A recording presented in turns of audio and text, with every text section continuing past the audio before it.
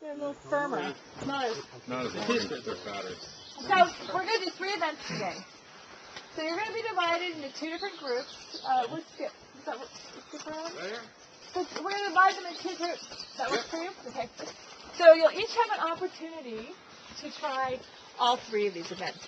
Now we're going to be managing it by time because, as you know, in your world, you don't have all the time in the world to accomplish everything. There's time pressure. So each event will have about an hour.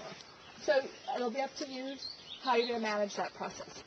This is the giant ladder, and you'll get a little bit more information about what the goal of this activity is later.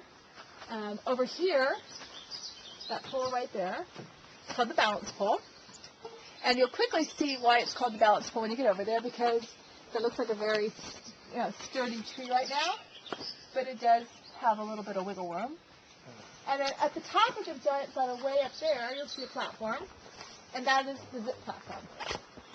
So you'll have an opportunity to climb the tree, go to the edge of the platform. Okay. You guys are looking really good. You got a loop on right up, let's like a 3. Good? There you go, Mark. Hand up. Good job. Good job, guys. That's teamwork there. Hey, Wendy, you guys feel like you can go up higher? Yeah, get up there Can you first. go higher? Where are we? You're on your 4th. If you stop right He's like a monkey. What you did right was you guys had great communication, super communication among each others. All right. Many times up here, I see salespeople. I'm convinced, and I've written books about it, right, that the number 2 thing that holds salespeople back is their managers. The number 1 thing that holds salespeople back is salespeople. I tried that. That won't work. Whatever else. Everybody, when someone said that won't work, oh yes it will. You guys had great communication. Leverage that. Leverage that communication schedule. Okay. So as you go up there, if you think you're alone as a salesperson making your own end of quota, that's not helping your team, that's not helping your manager, that's not helping your company. Same thing out here. 1,700, and it's been years since I've seen people make it to the tennis floor. That's 175% of quota. Guys, congratulate yourselves. Nice job. What did you take away from this experience? Awesome. And then when you stand up, give us a 1, 2, 3 before you go.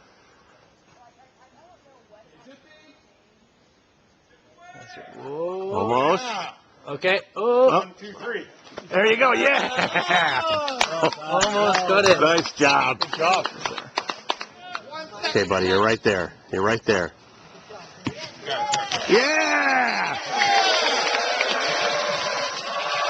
Your name again? Colin.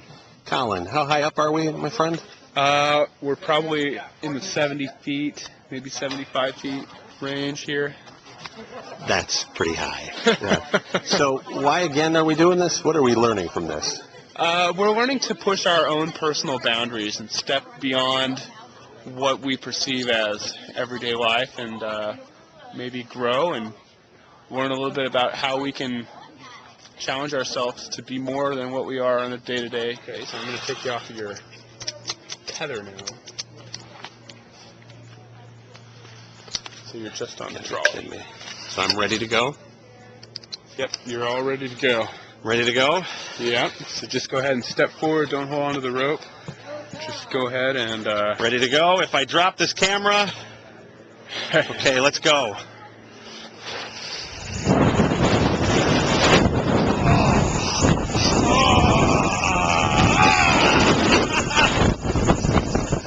What'd you think of that? I thought it was a blast. Piece of cake. Do it again in a heartbeat. Nothing but, a little jump off of ledge and So what did it feel like? Tell me a little bit about it. that first leap, like getting the nerve to just violate every moral essence of who you are, and just go and test that it'll work. Because literally you jump into your death. Yeah. Ian, that was awesome. What did it tell you about yourself? That if I just keep looking up, I can keep going up. Cool. Nice job. Not yet, just a minute. Mark, what'd you think of that? I'm quitting my job and I'm moving to the forest. So what do you take away from this, from a sales Turns out standpoint? selling's not that bad. It's a lot less frightening than I thought. Yeah. Step away! Wow. Come on, Rockstar, baby!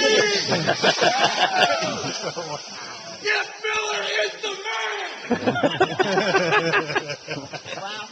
should never, ever not be able to go to